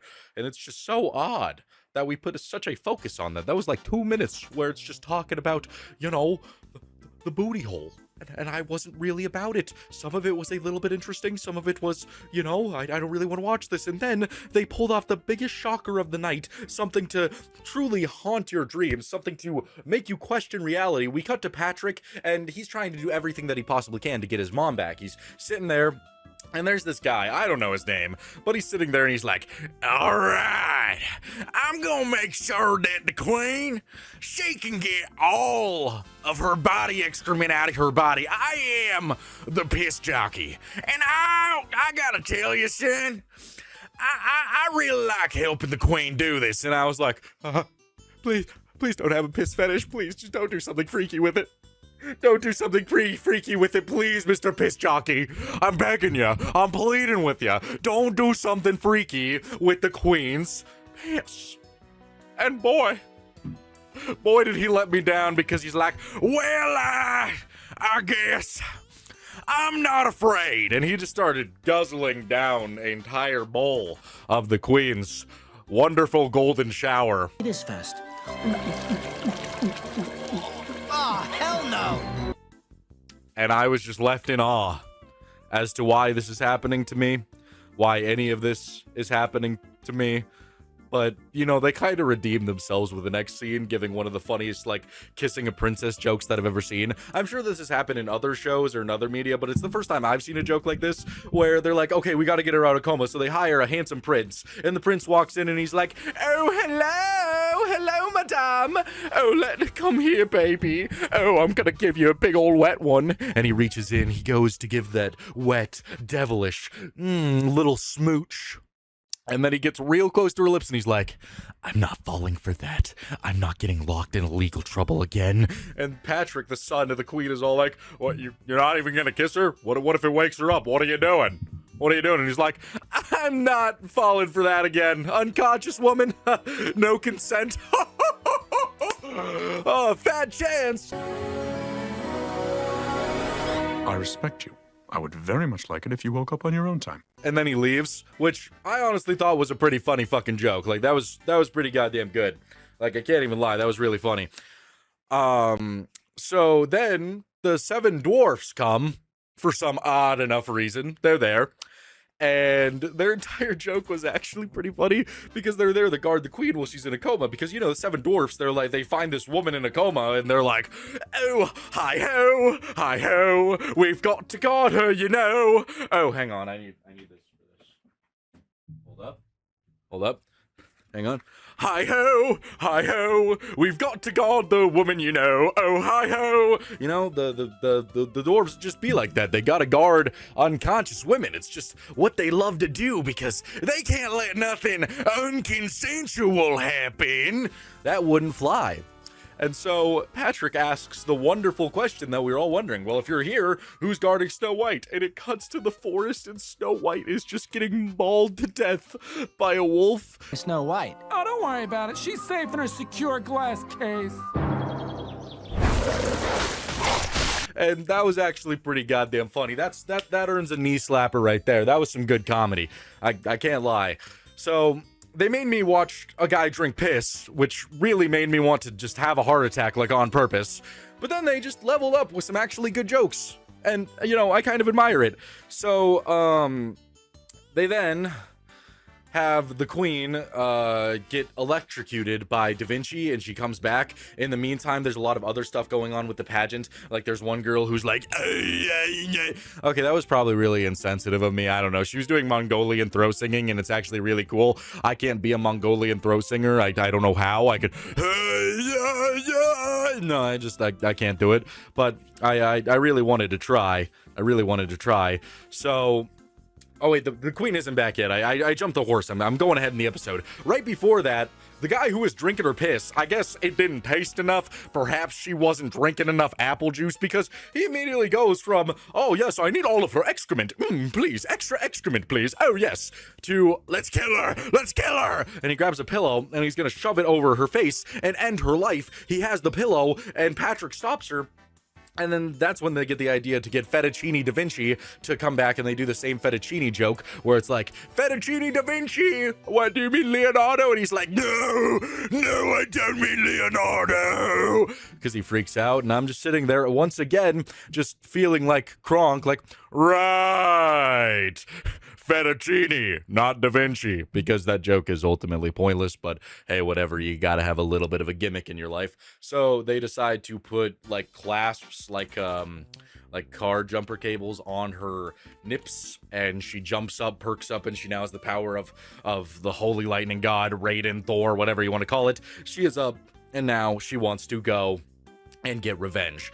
So the king, he's watching all these women, and the queen shows up and she's like, you dirty bastard. Oh, I was in a masturbation coma for 2 hours feeling nothing but bliss. I couldn't even move. Oh, I just busted so good, and you were going to replace me. So she's threatening the king's life, willing to chop off his head, willing to get rid of him, be done with him, throw him out, off to the woods, that bastard. And that is when Bloom, or Blossom, their daughter, comes home from school and is like, why aren't one of you dead yet? Like, I left school early for this. And Patrick, being quick to, you know, understand the situation and understand how to solve all this stuff, he sees his sister and just pushes her down into this room. And obviously I would have more of an understanding if I didn't start this late in the series, and I guarantee you I'll get people commenting like, oh, well, if you would start with episode 1, then you wouldn't really have this problem of knowledge. I don't care. Comment it. I don't care. But she gets pushed into a pit where there's a kangaroo wearing boxing gloves. I don't know why. And the kangaroo is all like, "Blimey, I gotta get this gal. Blimey, all right in there. You're gonna get punched in there." So the king jumps down there because he has to save his daughter. He has to save his daughter. He loves his daughter. He needs to save her and be the guy. So he jumps down there and he's willing to take a pounding from the kangaroo. Such a beautiful sacrifice, willing to do whatever it takes. Willing to do whatever it takes to save his family. The kangaroo unloads just a Mike Tyson punch, cranks it all the way back and just blams it into his face. And that is when the king collapses, but then the kangaroo just has a heart attack. This bastard's having a heart attack. What? Like the kangaroo just goes like, "Blimey, ah!" and like collapses to the ground. And then like my hopes and dreams are shattered because boxing kangaroo is fucking dead. But then they get my dreams back up with baby kangaroo coming out of the kangaroo's womb, emerging like the hero we never knew we needed. It's a baby kangaroo with boxing gloves. And the king's all like, "Oh, I saved it. I saved the baby kangaroo." And then the baby kangaroo just goes, "Ah," and also dies. Save the kid. That is a very unlucky gene pool. No. No. No. God, it's a travesty. It's a travesty. It's really sad. It's like almost as bad as Amy Schumer and Lizzo getting on Ozempic and preaching about body positivity when they were really big, but now they're on Ozempic. They're like, "Oh, look at that fat girl. She can't afford medicine to make me skinny." You know, it's like them. It's like that feeling. That's the best way that I could describe it. Yeah, either way, that's pretty much the entire episode. We get some more piss drinking at the end there, which was very disappointing to see the return of. I didn't really want more piss drinking. I don't know why he had to do that. They have a big old funeral for the kangaroos, and that is pretty much the entire episode. Now, this is a really mixed bag of an experience, at least for me, because this entire episode, it had so much going on that was wrong with it, but there were moments that I genuinely laughed, so it's a very mixed bag of things. Like, I'm trying to, weigh out the pros and the cons here of what I liked more. Like, do I hate people drinking piss more than I find it funny about a man being unwilling to kiss a princess because of it being unconsensual? Like, what's more funny here, bro? Okay, so piss drinking, unconsensual. Piss drinking, unconsensual. It's a real debate for me. So when it comes to terms of rating the episode, because, you know, I gotta rate it 1 to 10, you know, that's my thing. I'm Cowlos. You're all up cowlosing, cowing your los right now, just waiting, your toes are curling, you're just digging your fingernails into your desk, just hoping, wondering what I'm gonna say for my rating, and I really don't know. Because there were a lot of things I hated, but there was a lot of things that I liked. It's just such a mixed bag.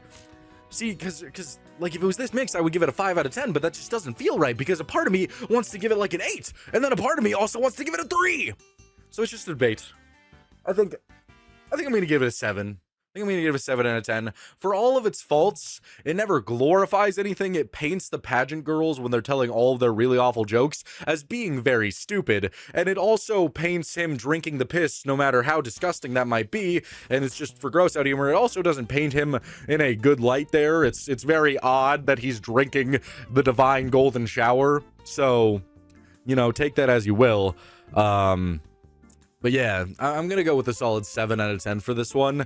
Overall, I'm decently impressed. Get a look at the episode Space Invader. I feel like a lot of the show, I mean, correct me if I'm wrong in the comments if you're a Loud House fan, is just Lincoln being mercilessly bullied by a lot of other characters, specifically his sisters, for the majority of the episode, and then the episode always just ends with Lincoln being all like, "Oh, but it's okay because we're a family, you know, ain't nothing wrong with what we go through when it comes to family." I feel like that's like the majority of the plot resolutions, at least what I've seen so far. As long as we're family, oh, you can do whatever you want to me. So this episode opens with Lincoln just saying how much he loves having his own space. He loves to have his own room. It's great because when you have 10 sisters, you might need a little bit of peace and quiet, at least every now and then.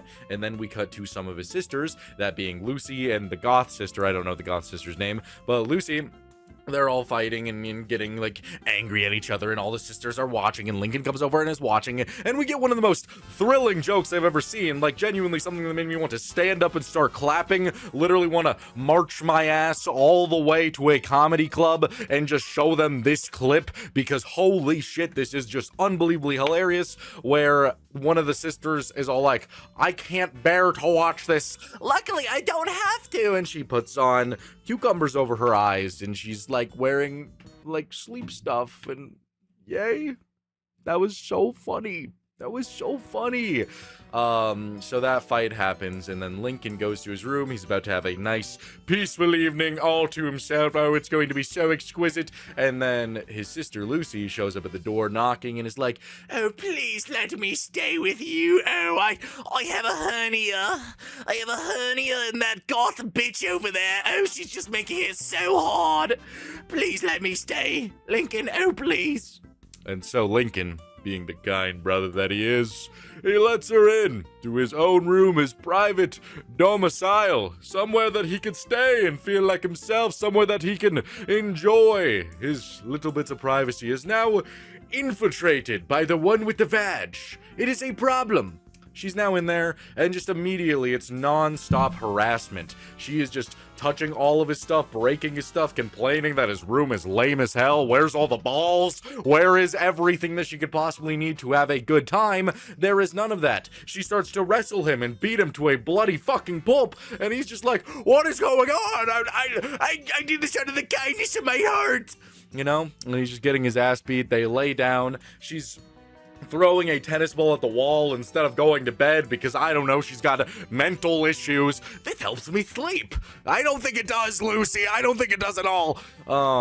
So then he's just sitting there, you know, he's trying to get content with the tennis ball throwing, and this woman has the audacity to grab Lincoln, shove him underneath the pillow, and just rip the stankiest ass imaginable as he's fleeing and begging for help.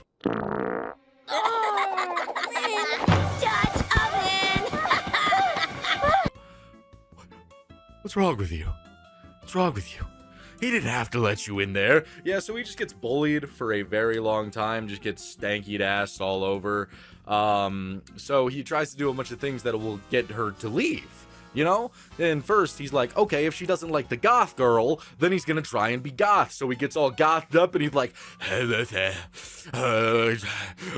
darkness! And Lucy sees right through this, and is just like, oh, you're the best brother ever. And so he decides that he's going to try and, like, brutally assault her, so he starts beating her to a bloody pulp. She doesn't care because she's into that, and then he even tries to stank-ass her. He fucking pulls her under the blanket, stanks all over her, just massive stank, and she gets unbelievably excited by this. Unbelievably excited. She's like, oh my god, my brother just stanked all over my face. Oh dear. And she moves in all of her stuff into Lincoln's room and now wants permanent residence in that room. Poor Lincoln. Poor Lincoln. Truly a travesty what is going on in this man's life. He doesn't know what to do. He doesn't know how to solve any of his problems. He is just going through the motions, and it is a struggle, ladies and gentlemen. So he comes up with one brand new idea, and that is to have them have a little spaghetti dinner, because what else could possibly fix all of the problems? Spaghetti dinner fixes all your problems. So he sets up the spaghetti dinner, and they're having spaghetti dinner, but they both start saying the same things like, oh, yeah, I apologize to you. I wasn't gonna apologize to you, you buffoon. And so Lincoln goes in there, and he's like, wait, let me tell you something. You guys love each other. You guys appreciate each other, and you guys miss each other. And then they're like, oh my god, you're so right. You're so right. And then they make up and start having a little spaghetti food fight happy ending, and they both end up having to stay in Lincoln's room to end the episode because they got their room just too dang messy.